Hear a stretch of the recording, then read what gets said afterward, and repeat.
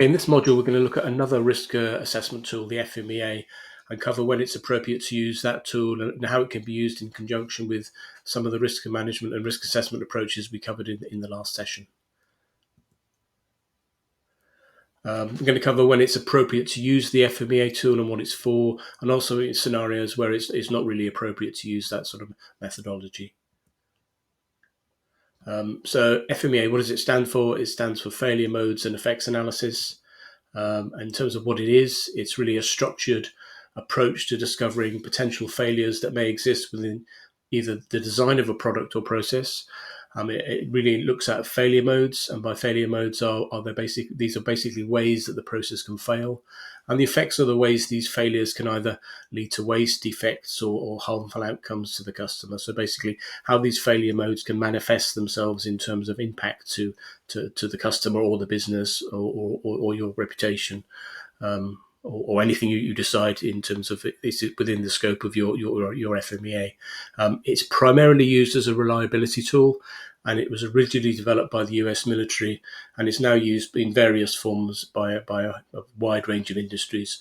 It is generally the go-to tool for engineers in terms of assessing risk, because it's very often related to process risk and process failure in terms of assessing risk of those sort of failure types.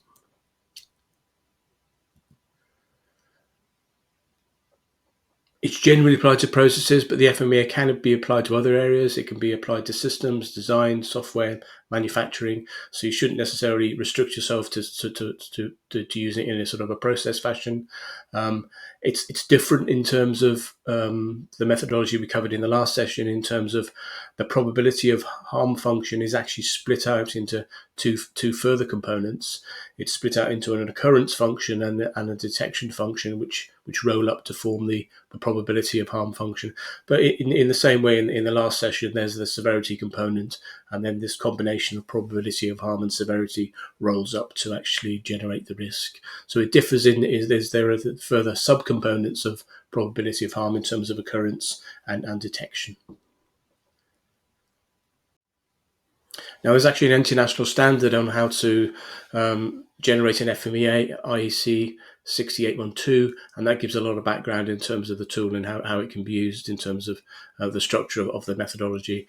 As I said, the tool is used by a wide range of sort of functions in terms of its use, and basically each function has sort of different slants in terms of how the tool can be used, and it's basically used by process excellence, lean, engineering, quality. So this training is actually based on the guidance in the international standard. So basically, I've based it on the recognised standard for how to generate an FMEA. Now, as mentioned previously, there are different forms of FMEAs. You can have a system or functional FMEA. You can also have design FMEAs.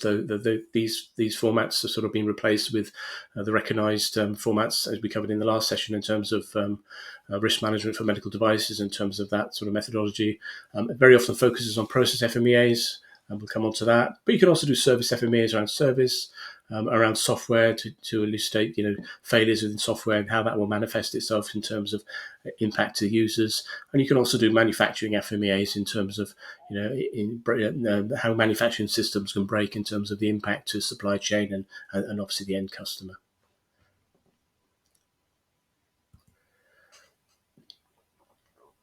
So for each FMEA type, you break either the design, the system, or the process down into component elements, and you go through these and assess the potential ways each element can fail, and what could be the cause of the failure.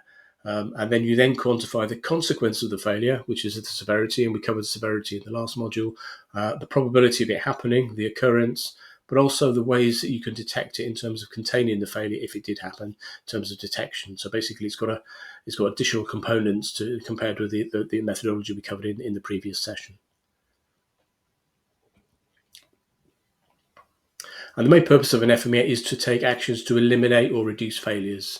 In addition to identifying the risk, An FMEA also documents the current knowledge and actions and risks about the failure. So very often it's used as a sort of a living document in terms of these are the known failures we know about of sort of a process line, a filling line, a piece of equipment, and that documentation is updated as that piece of equipment is improved or maintained or serviced or repaired. So basically, it should be used as a living document in terms of understanding known risks around the item you're actually assessing the risk of.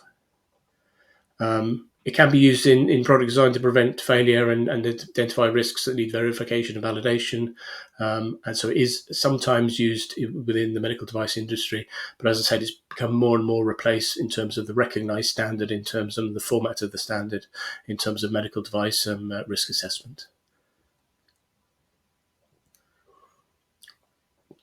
So when do you use an FMEA? So often it's used when a process or product or service is being designed or redesigned.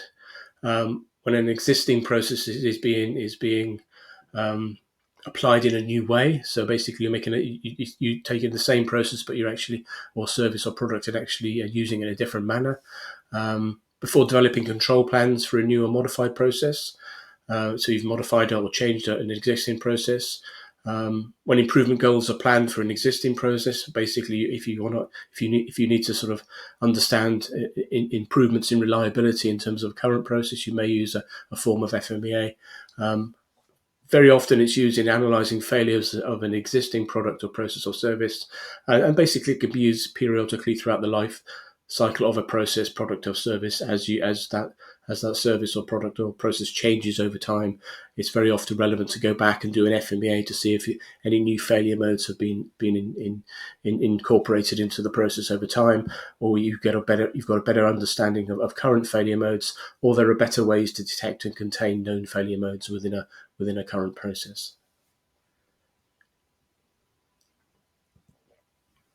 Now, when not to use FMEA is basically when you're assessing the risk of product performance related to the expectations of risk management as given by ISO 14971 in terms of risk management expectations for the design of medical devices. So really, you shouldn't really be doing a design FMEA or any form of FMEA if you need to comply with that standard. Now, the output of your FMEA, which may be done for very valid reasons, may feed into the assessment of risk using the methodology covered by 14971. So they're not mutually exclusive. You may find, and we'll come on to that, you may find you do a process or equipment FMEA, and you also need to go and update your risk management plan. And we'll explore that in a later slide in terms of the interaction between the use of an FMEA and actually sort of what I call the classical model of risk assessment in terms of the expectations of ISO 14971. So to start, in the same way we covered in the last session, you need a team to sort of generate an FMEA. You need to identify an individual to lead that session and facilitate the exercise. And obviously that the individual needs to be experienced in use of the tool. Similarly, you need a cross-functional team with intimate knowledge of the process or product or service. And also you need basically any function that you require in terms of who's got that insight and expert knowledge you need to actually complete the FMEA document. Again, the FMEA is only as powerful as the expertise of the individuals in the room. So if you don't have the right people in the room, you don't have the right individuals who execute the process, then your FMEA is going to be quite deficient in terms of its ability to unpick and identify failure modes that you need to protect the end user or the final customer against. So there are some key concepts in FMEA, which we'll encounter in the following slides in terms of failure modes. And again, things that we covered in the last session in terms of probability of harm and severity. And we'll touch on these as we go forward. Now, in terms of the team, it's very important to at the very beginning, you get the right team, but also it's important to scope the FMEA appropriately. So basically, prior to completing the exercise, the team really should ask what are the boundaries of the exercise and really ask the questions, what is it for? Is it for a concept? Is it for a system, design, process, service? What are the boundaries of it? What are the touch points in terms of where it interacts with other systems and processes? How detailed do you want it to be?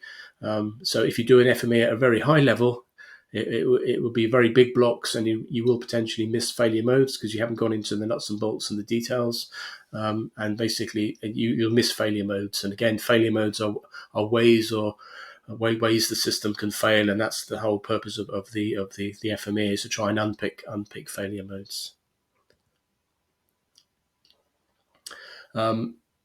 For process FMEAs, basically you can't do a process FMEA unless you have a process map. So I've seen times where people have tried to start a process FMEA, but really soon realize they haven't actually got a process map to sort of hang it off. Really, that really precedes the process FMEA. And you can, in many ways, you can do them in conjunction, but you do need a process map. And that process map should not be based just on the documentation that describes the process. It should really be a real review of the process in Ango in terms of how it actually operates, on the production floor. So you need to get individuals who actually live and breathe the process in the real world to build this process map and be part of the process FMEA, and basically. Their input is really key in understanding how the real process executes itself in the real world, and really they should be part of the mapping exercise in terms of not just the managers or the engineers. It's actually the individuals who really know the process of how it really operates on a day-to-day basis.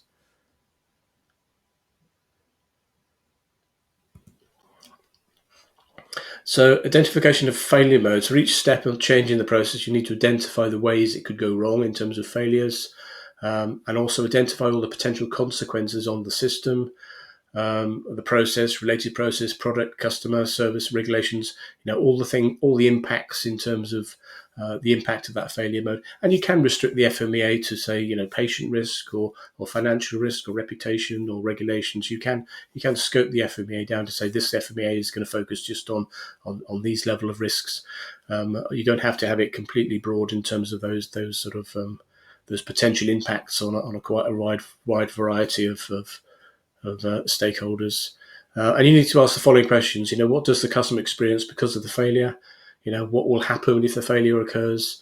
And really, you should just say, at this point, you're saying, well, what will happen if the failure occurs? You're not taking into account the probability of it's happening. You're saying, well, what's the worst that would happen if I hadn't detected this failure and actually did happen in the real world? And really capture all potentially, and I say realistic failure modes. You need to be fairly realistic in terms of they've got to be sort of probable in terms of they're not sort of improbable in terms of some examples. The a meteorite could hit the production line. Yeah, I mean you can write that down, but it's not a probable, realistic failure mode. So you really constrain yourself to things that are actually realistic, and really identify for each of those failure modes potential causes in terms of what's the preceding thing that needs to happen for that failure mode to actually manifest itself. And likewise, in the previous session where we had a table around severity and probability of harm, here we've got a table of severity, but we've got the probability of harm component is splitting out into two further components in terms of occurrence and detection. So occurrence, you've got it going from it's very, very frequent, so it's a score of 5, to very, very unlikely, a score of 1. And then conversely, detection is basically always going to detect it in terms of a score of 1, basically always going to contain it, or you're always going to miss it in terms of detection. So that's the highest score. And very often you don't necessarily have the 5 bands you have in the methodology we covered previously. Very often it's only 3 bands. But it's up to you to decide how many bands you want, and basically what those scorings are and what your specific definitions are in terms of how they align with those bands.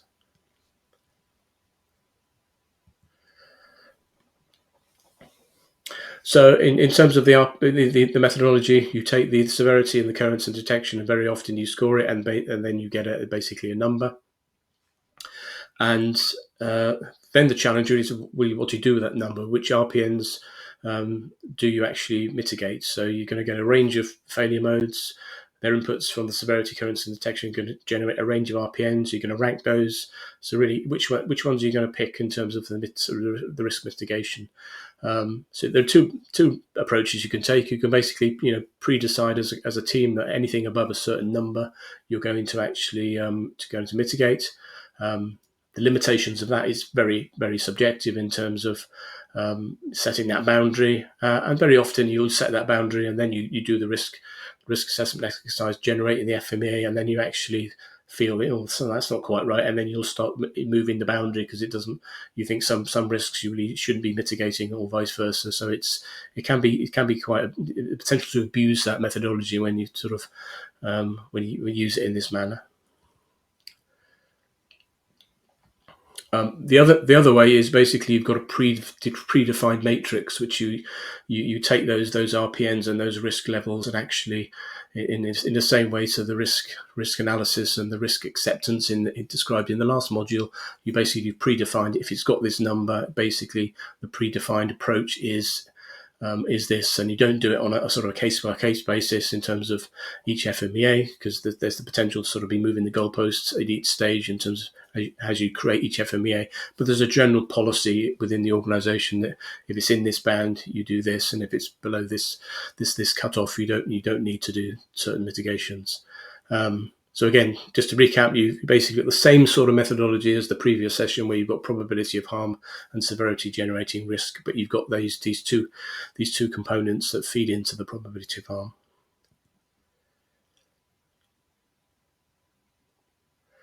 So you basically have a combination of numbers that generates a probability of harm. So on this matrix, you've got a scale of occurrence and detection, and again, likewise to the methodology we covered in the last session. If something's happening a lot, high occurrence and low detection, then the probability of harm is likely. So you've got a sort of a red band.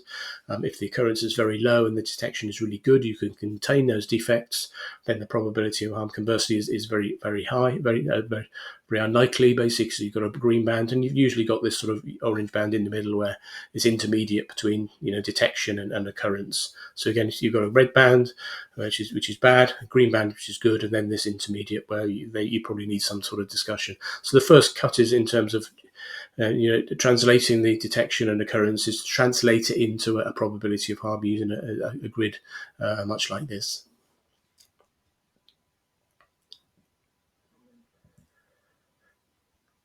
Now you enter that probability of harm assessment, which is on the left-hand side of the grid in terms of the probability of harm going from unlikely, possible to likely, which you've derived from the previous step. And you then marry it with the severity score, which you've got which you've generated from the preceding analysis. So basically you marry your probability of harm with your severity, and then you basically stratify into three bands using a very similar methodology we covered in the last session.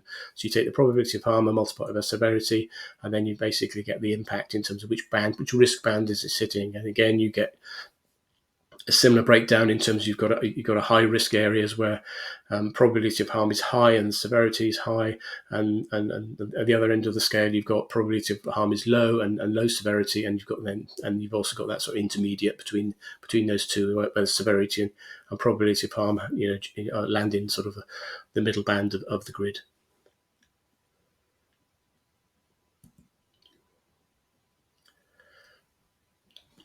You will need to actually set your own risk criteria in terms of how you translate it into low, medium, high. Generally, the risk control measures should be considered for anything that lands in the high, so basically, or the medium.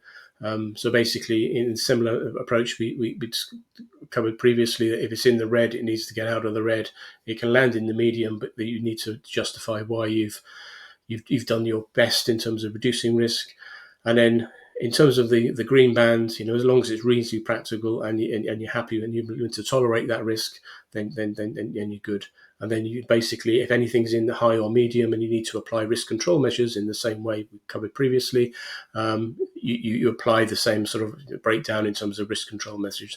And very often you use the same sort of approach that we covered in the Kappa module in terms of either replacing or changing the process to actually reduce risk versus just modifying it or making it easier to follow versus training. So there's the similar approach to Kappa as we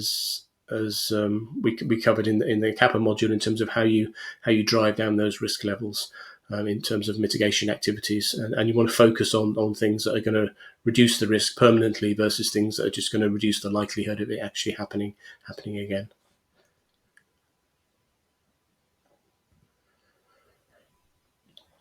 Now, the FMEA has limitations, and if it's used, as I said, if it's used at a very high level, you've got very big blocks, you will miss failure modes because basically the units you're looking at are going to be too big. The other end of the spectrum is if you look into finer detail, you'll get an FMEA with hundreds and hundreds of lines on, and basically it'll be a huge challenge to complete it. So these sessions can take a long time to complete with a multifunction group. So you don't want it too granular that you're going to get bogged down with actually completing it. If you don't have the correct expertise in the room, then basically you're going to miss failure modes because it's only as good as the expertise in the room. And one of the limitations of it is it does treat severity, occurrence, and detection as equally weighted. In terms of the methodology, you can weight them if you want, if you feel that they need to be weighted. There needs to be some weight to the different components, but generally they're not. They're treated as equal. And another sort of limitation of it is the RPM. The RPM scale is really not linear. So by that I mean 5 inconveniences don't mean death, but actually numerically within the tool, they very often equate to that. So sometimes the RPM scale doesn't feel logical in terms of the actual consequences of the impact in terms of the relation of that score to the real life feeling of that impact.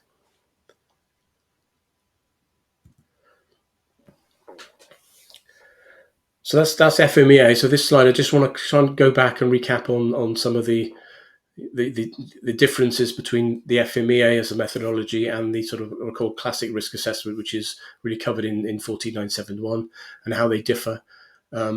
So in terms of the two methods, so on the left-hand side, we've got the classic risk management approach, and on the right-hand side, we've got the FMEA.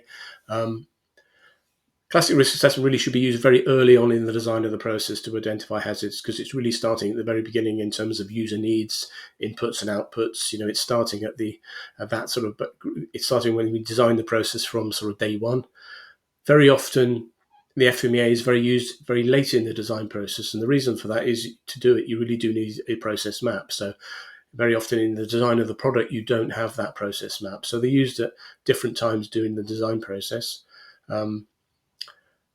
The classical risk assessment around 14971 covers risks from normal use, unintended use, and failure, while the FMEA covers all failures. It doesn't restrict itself just to use. Classic risk assessment, it's very patient-centric in terms of its severity is based on harm to the patient. So it's got a very clinical impact if it's a medical device or diagnostic. But as I said, the FMEA severity could be the impact to anything. It could be safety, cost, compliance, reputation. You don't have to restrict it to necessarily just patient harm. And the classical risk assessment approach is used to manage all the risks. It is the all-encompassing risk document that goes with the device. While the FMEA really is a reliability tool in terms of focusing and assessing reliability in terms of the use of that sort of methodology.